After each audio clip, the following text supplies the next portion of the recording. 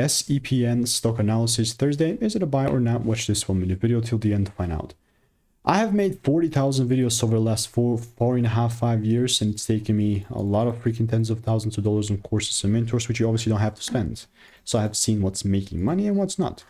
In this particular instance, it's just, it's nice. Yeah, it's definitely nice.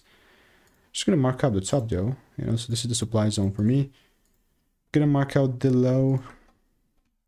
And unironically, if I see some sort of a double break here, I would still much rather look to sell. But like random sells are not going to be my thing, my type of deal. So I'm just being perfectly honest here. What else do I have?